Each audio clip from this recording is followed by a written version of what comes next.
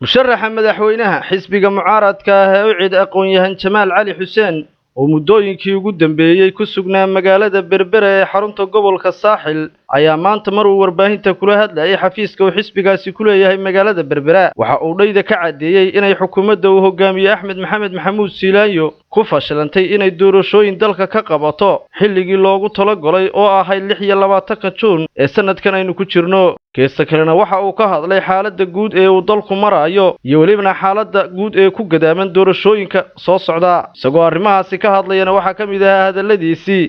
xisbi ahaan iyo isbahaysiga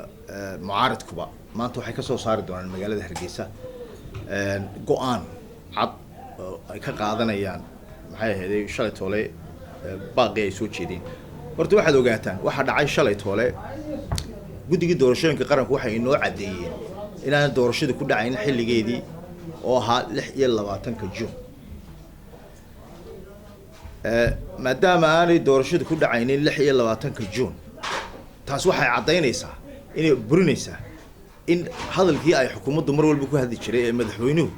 ummadda la soo hor istaagay ee uu yiri maalin la igu dari maayo inuu beenoobay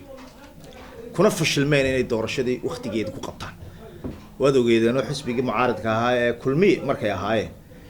cid ka hanjabaad badnayd cid ka digdig badnayd cid ka mucaarad badnayd adeer ma jirin haddaba diiwaan guddiga doorashooyinku anigu iyaga la gaayma doonimo shaqadoodii qabsanaya time table way soo dhigeen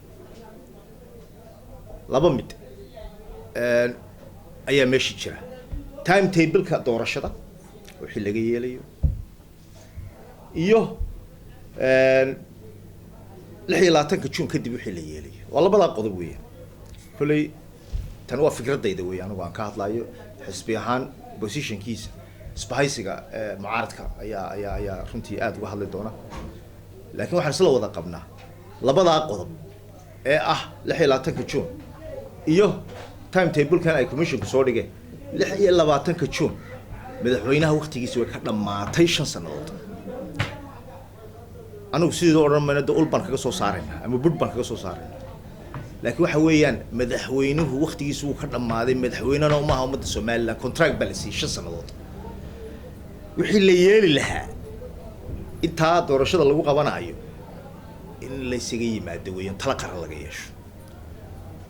haddii madaxweynuhu diido ama ay dawladda diido inay hormood ka noqoto xisbiyada mucaaradka ama isbahaysiga mucaaradka u taala wixii ay ka yeeli lahaayeen Cabdiraxmaan Maxamed Cige telefishinka caalamiga ah ee Royal magaalada Berbera.